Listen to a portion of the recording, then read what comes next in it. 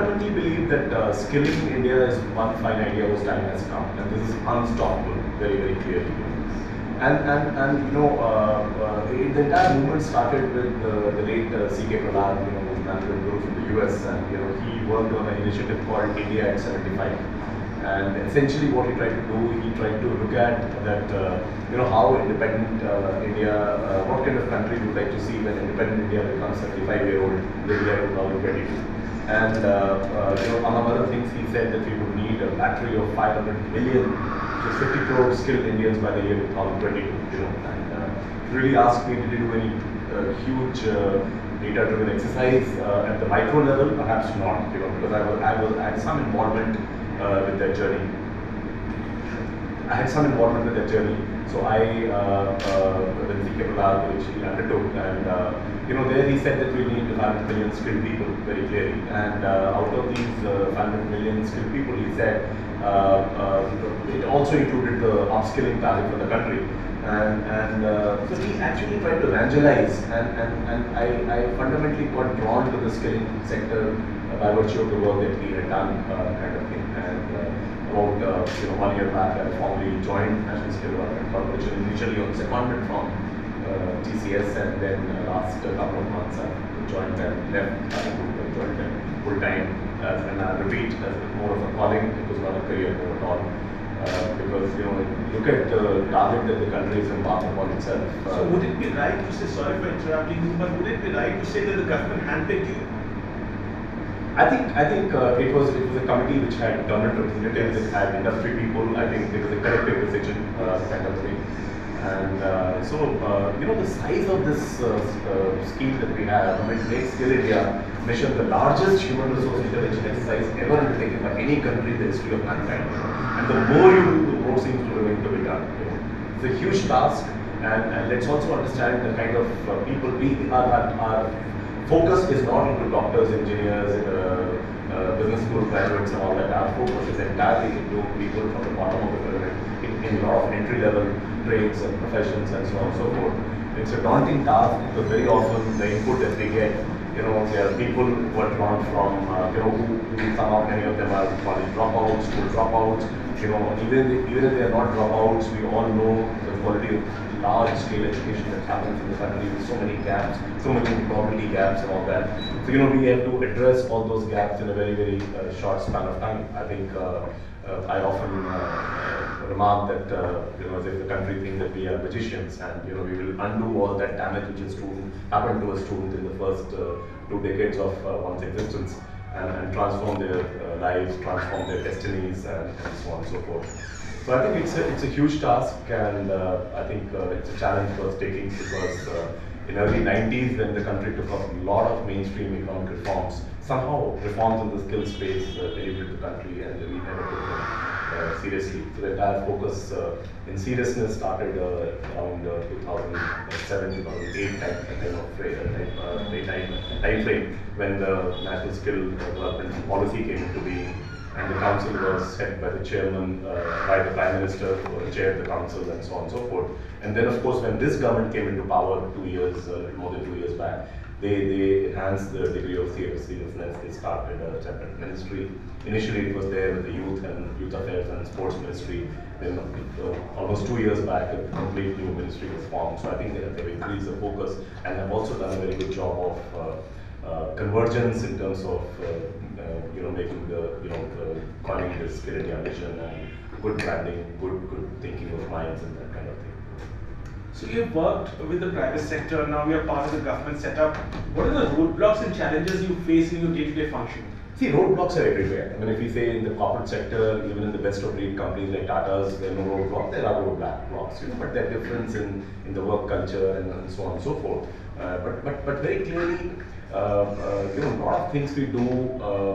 Some of the work may include a lot of drudgery also, with a huge amount of things that to be done. But at the end of the day, the kick that you get is if you have seen few lives which have changed. And the other day I was there at the RJ, where NSDC, through its training partners, is skilling close to 1,000 prisoners.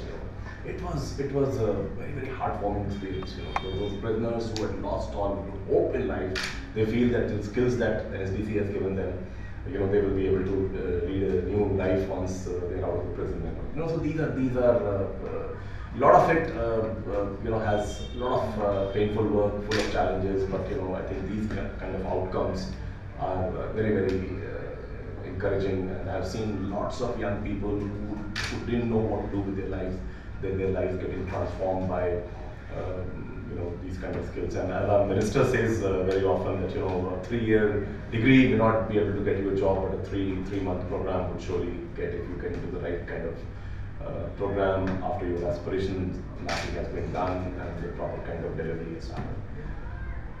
So the government is also on a war footing, setting up new ITIs, and you are partnered in with them, etc. And also, what is there on the agenda for the days to come, for the weeks and months and years to come? See, if you look at under Skill India mission in the last financial year, the country directly under the mission, there was a lot of more additional skilling that happened in the country. But under the Skill India mission banner, almost 1.04 crore people were trained, which itself reflected a 36% growth vis-a-vis last year. So the government has a multi-pronged strategy very clearly, because in a country of our size and challenges, let 1,000 flowers bloom, kind of thing. ITIs that to be strengthened, the existing ITIs both in the government space as well as in the private sector. We have 12 to 13,000 ITIs in both the sectors put together in the country. Their courses are being revamped. Another area where a lot of work has been done by the government is reforming the apprenticeship space. We all very often talk about the Germany being the de facto manufacturing skills standards in the world.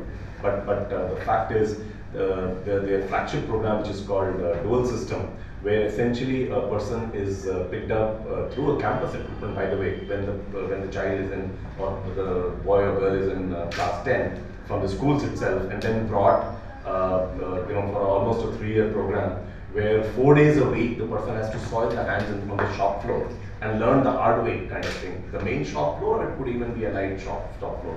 And on an average, 1 day a week you study in classroom kind of thing.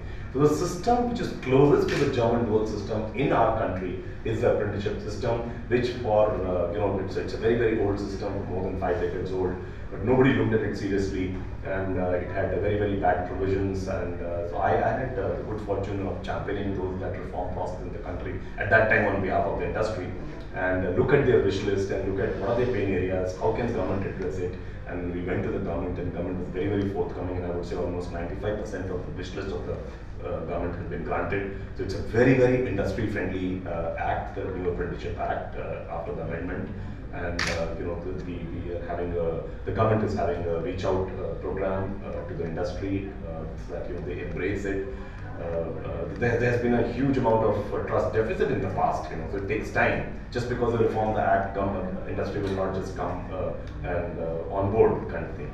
But a lot through industry associations, through ministries' own efforts, a lot of students, corporates are becoming converts, and they are giving the right kind of training to youth through the Apprenticeship Act. Because one thing is very, very clear: no matter how aspirational or iconic training centers you set, they can never ever replicate the exact shop floor environment which a good manufacturing organization would have. So that's happening. Another, we all know, NSDC runs this Part-1's Kaushal Vikas Yojana, which is the country's flagship scheme, signature scheme, which has the name of the Prime Minister.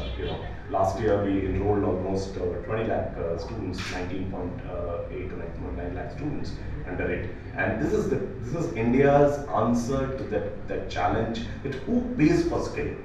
People, when they're drawn from bottom of the pyramid or the layer next to it, when many of them don't even know where the next wheel is going to come from, then how would they pay for training if the training is being imparted based on a fee which is market based on a cost plus basis, if you try to recover. So the training under the Part-1 Kaushal Vikas Yojana in about 250 courses, job roles, is completely free.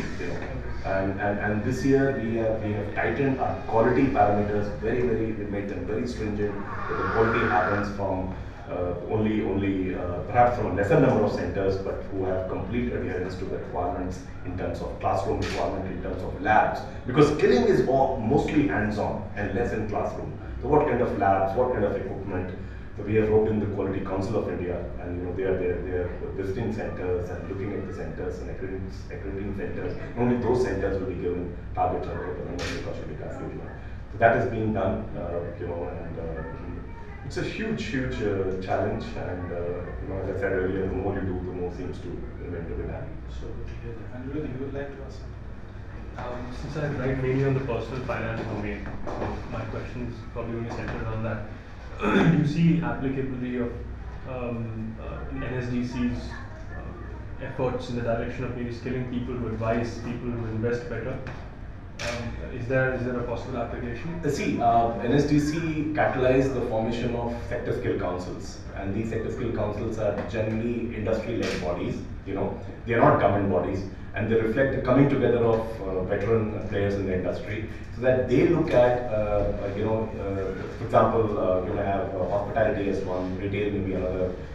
Since you talk about this, banking, financial services, insurance is another, BFSI is another, and so they essentially look at that, what kind of job roles under the wage payment model that the country will have in that sector, because it has a lot of industry veterans and all of kind of people who are there on the council that will reflect who's who of industry.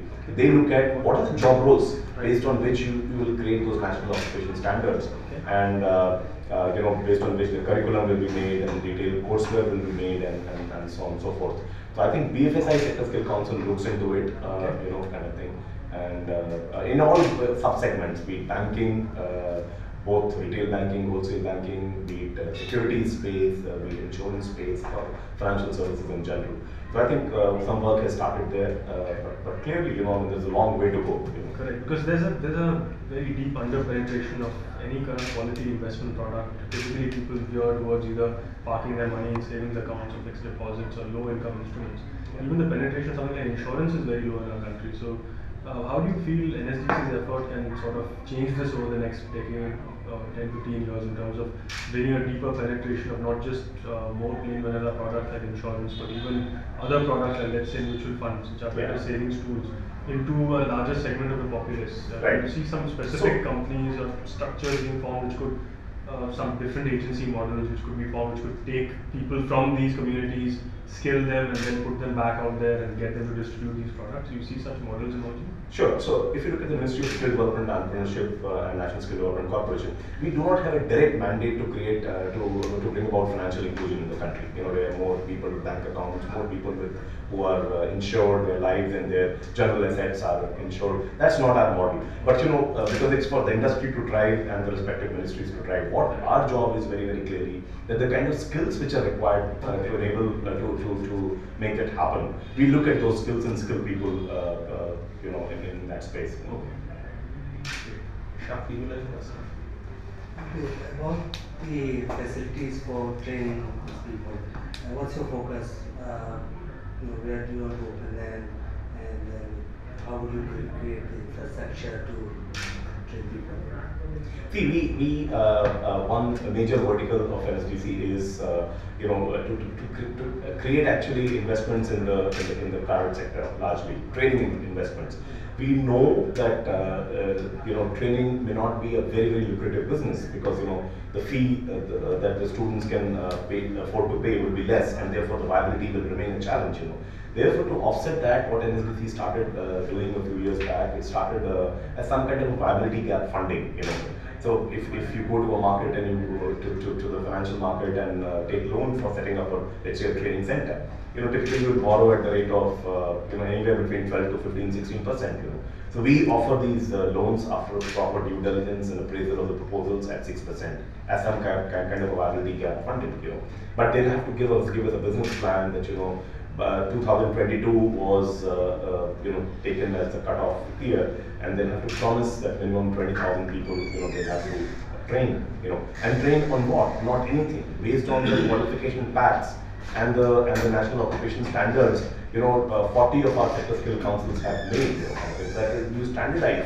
These are national occupation standards which have come up for the first time in the country, and we have almost 1,600 to 1,700 job roles spanning these 40 sector skill councils, and That's how it happens. So we have been able to create a network of almost 7,000 training centers spanning about 250 training partners whom we have funded. A few of them are also non-funded, kind of thing.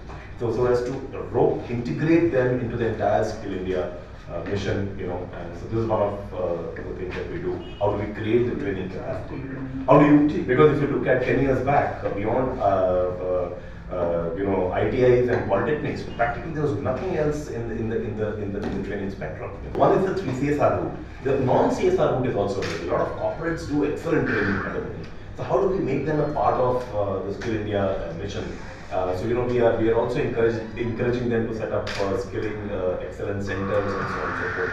That's happening big time, kind of thing. And we are a lot of good corporates in the Mahindra group, in the TVS group, in the Tata group, NIIT, a lot of other Airtel, a lot of big groups. Their companies, their group companies have become our partners. Some of them Asian Paints, some of them funded, some of them non-funded. HCL, whole lot of people have become our partners. And how do we integrate everybody, take people along, and learn? Because let me tell you, we'll be fools if we think we are the high priest of skilling in the country. We know it all.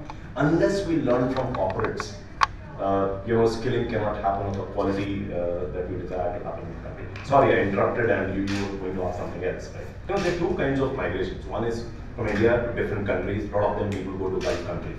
So recently, we have done a major study to find these migration trends and which are the job roles and for which people go. And we had brought in Grant Thornton as an agency, and we have looked at the trend of people from India, youth from India migrating to different countries and we have started this new concept of India International Skills Center, where people are trained on transnational standards, not just based on the national occupation standards of India. And 15 of those centers were actually inaugurated by the President of India on 15th of July. So there's a lot of work which is happening in that space, and that is not spread out all over the country, because we are focusing on those states from where the migration happens abroad. For example, UP, Bihar, Kerala, Punjab, the other states where a lot of people go abroad. So where these centers, 15 initially, but going forward, in this financial year, we are hopeful we'll be closer to 50 such India International Skills Centers that we'll do. That's one part of it. Other is for within the country requirements. We have done for most of the major states a district level skill gap study through some of the leading consultants in the country. And so whenever the new applications come to us for loans and so on and so forth, we look at, is it aligned with the national skill gaps in different parts of the country, for different verticals, for different job roles. So I think there's a lot of matching exercise that we do. It may not be done in a perfect manner so far, because in the initial years, the effort has been to evangelize and get going kind of thing. But as we mature over a period of time, greater amount of due diligence and that matching of wherever the skill gaps are, whatever skill aspirations are, and the local youth who are available to be mobilized for skilling, I think that work is getting more intensified now. Do you think that the Indian economy needs to grow at a double digit rather than 7.3 or 7.6 to make this kind of a scheme a success in India? This is a debatable question. Why who would not like the economy to the GDP growth rate to get into double digits? But it's a question of what comes first. First you will have the skilled people to work in those corporates and those industries, including foreign companies, the FDI investment that we are coming. See, for example, we have the Make in India mission. We have the Digital India mission. We have a Startup India mission. So for all these missions to be successful, it is very, very important that Skill India mission succeeds. Because manpower is a feeder input to all these missions. So it's being done very, very clearly. And by the way, I'll just take you back to a few years when C.K. Prahlad did this major evangelization under what do you call it, India at 75 movement.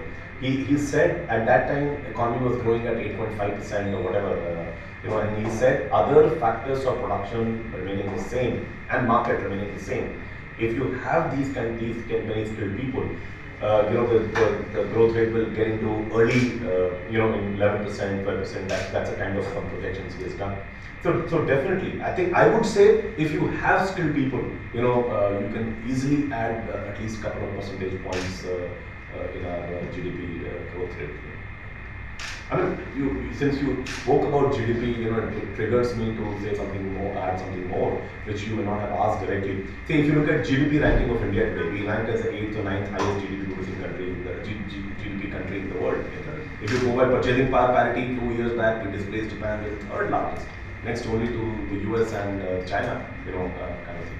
But if you divide the same GDP by number of people we have in the country, roughly, I'm not an economist though, but roughly you get per capita income, and there our rank is as poor as 140th.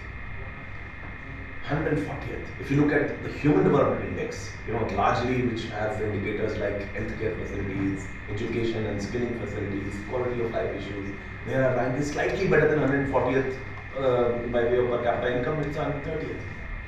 So, where are we? I mean, it's a country of paradoxes sometimes you feel. Part of India which is so evolved, so educated, so well groomed, so wealthy that they rub shoulders with the best in the world.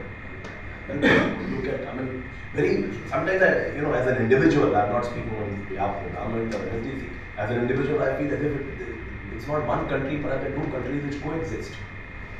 One India which is so evolved, and one India where many people don't know where their next meal will come from.